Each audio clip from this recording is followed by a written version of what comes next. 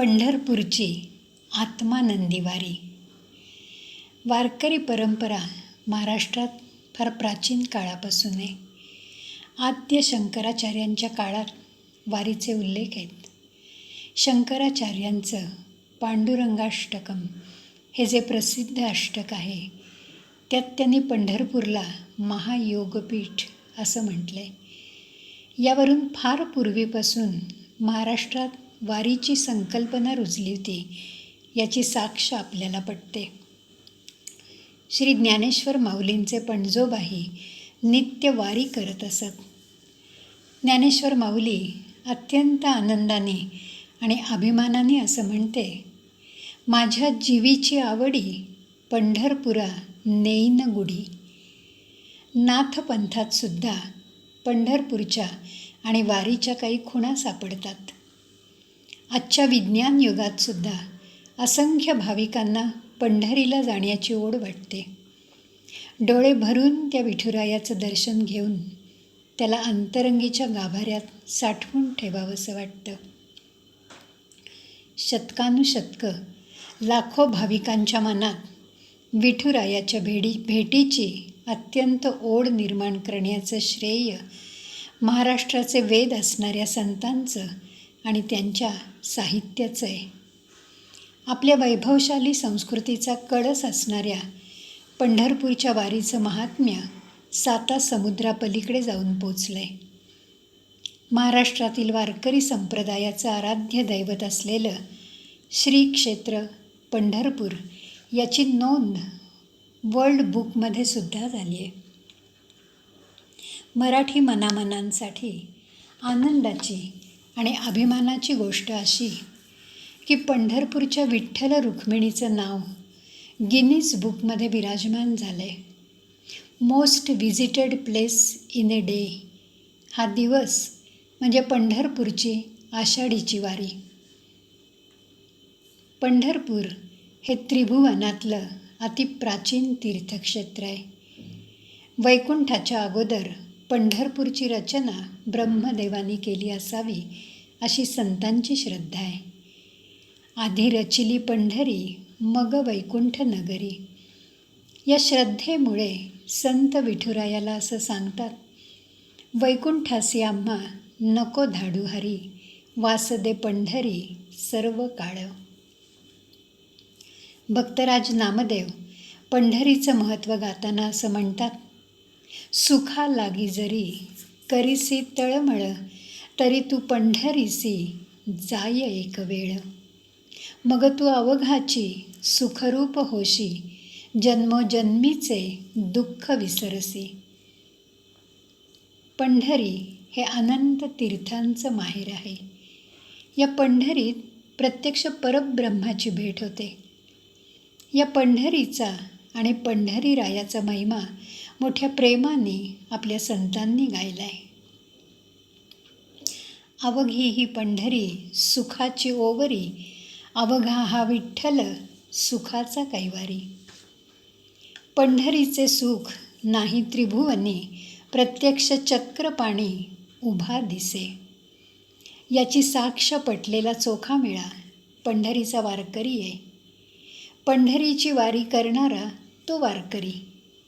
या वारीसाठी कुणी कुणाला आमंत्रण देत नाही.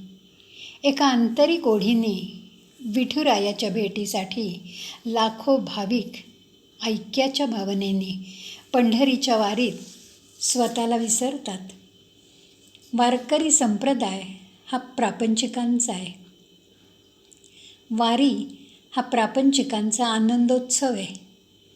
वाट धरिता पंढरीची, चिंता हरे संसाराची हा वारकऱ्यांचा अनुभव आहे. वारी म्हणजे संतांच्या सहवासात पंढरीरायाच्या भेटीला जाण्याचा संस्कारक्षम सोहळा. वारकऱ्यांना वारीचं अलौकिक प्रेम असतं. विठुरायाच्या दर्शनाच्या ओढीत तो स्वतःला विसरतो. पंढरीरायाकडे त्याला स्वतःसाठी काहीही मागायचं नसतं.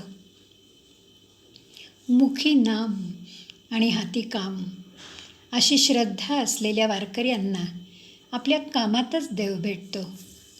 कांदा मुळा भाजी अवघी विठाई माझी, ही सावता माळी यांची श्रद्धा आहे.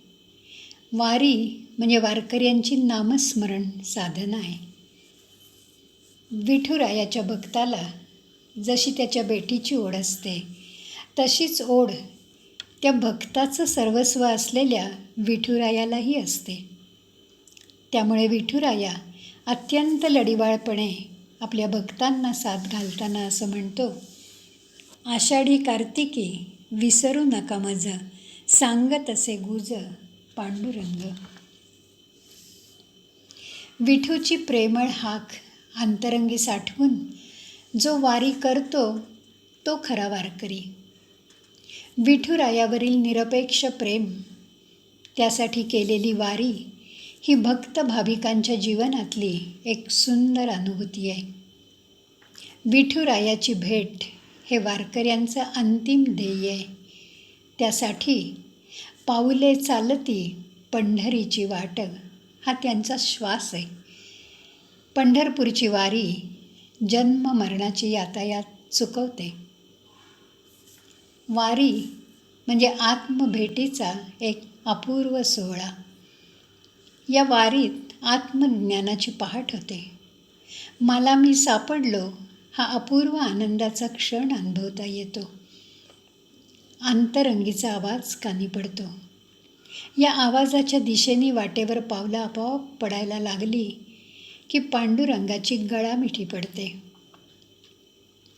वारीच्या या पवित्र वाटेवर मन तीर्थ होऊन जातं. मी माझे ऐसा आठवची नाही हा भाव मनी दाटून येतो. द्वैतावर वार करून भगवंताशी अद्वैत नातं जोडणारा तो खरा वारकरी असं गुरुवर्य सोनोपंत दांडेकर म्हणतात. संत श्रेष्ठ माऊली असं म्हणते, काया वाचा जीवे सर्वस्वे उदार, बाप रखुमा देवी वरू विठ्ठलाचा वारी कर. ज्ञानेश्वर माऊलींना बहिरंगापेक्षा अंतरंग साधन अपेक्षित आहे.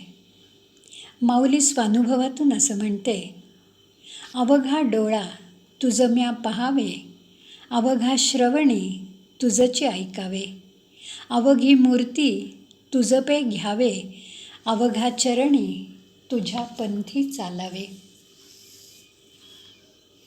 पंढरीची वारी म्हणजे स्वानंद सुखाची प्राप्ती आहे.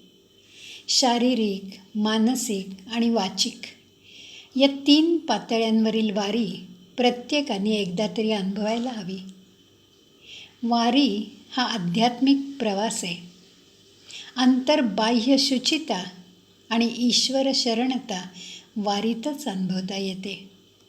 आजकाल आपल्याला आपल्या आंतरिक सौंदर्याचा, संस्कारांचा, शाश्वत मूल्यांचा विसर पडलाय. पंढरीची वारी म्हणजे शाश्वत मूल्यांचं विद्यापीठ.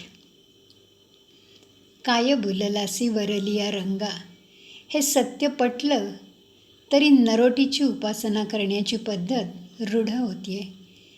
ज्ञानेश्वर माऊलींना बहिरंगापेक्षा आतली वारी अपेक्षित आहे. अंतर्मुखी सदा सुखी हा अनुभव या वारीत येतो. पंढरीच्या वारीला जाताना आपल्या बहिरंगावर धारण केलेल्या तुळशीमाळ, गोपीचंदनाचा टिळा आणि कुंकुम तिलक या गोष्टींचं आपल्या अंतरंगाशी घनिष्ठ नातं असतं. या गोष्टी आपल्या अंतरंगाशी संवाद साधतात. बाह्यांगावर धारण केलेली तुळशीमाळ म्हणजे विरक्त वृत्तीने ऐहिक प्रपंचावर तुळशीपत्र ठेवणं. ही तुळशीमाळ म्हणजे लाडक्या विठुरायाच्या नावाने गळ्यात घातलेलं मंगळसूत्र. भाळी गोपीचंदनाचा टिळा आणि बुक्का म्हणजे विठुरायाच्या नावाने कपाळी रेखलेला सौभाग्य तिलक.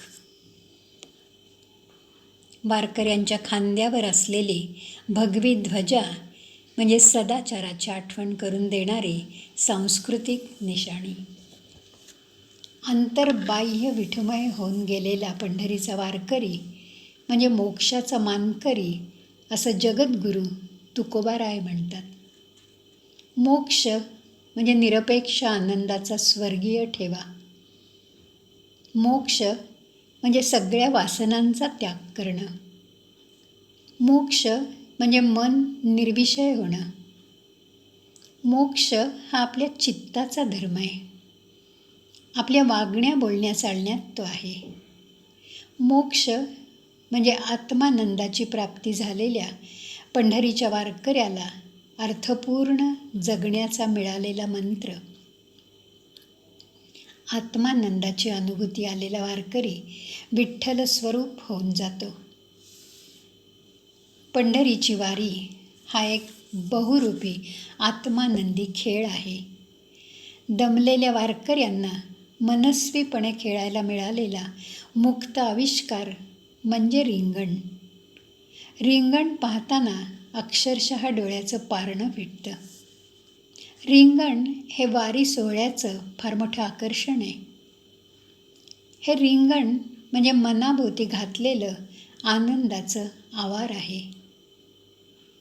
पंढरीच्या वाटे दिंड्या पताका लोळती, देवा त्या विठ्ठलाचं साधू रिंगण लोळती.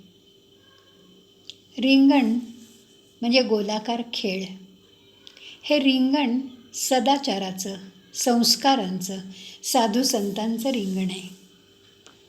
एका बिंदूपासून निघायचं, गोलाकार फिरायचं आणि परत त्या बिंदूत मिसळायचं म्हणजे ते रिंगण पूर्ण होतं.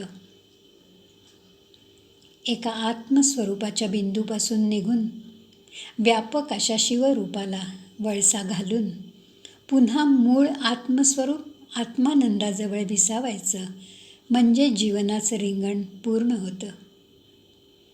वारीतल्या या आत्मानंदी रिंगणा इतकं आपण व्यापक व्हायला पाहिजे. ही जाणीव पंढरीच्या वारीतूनच आपल्याला मिळते.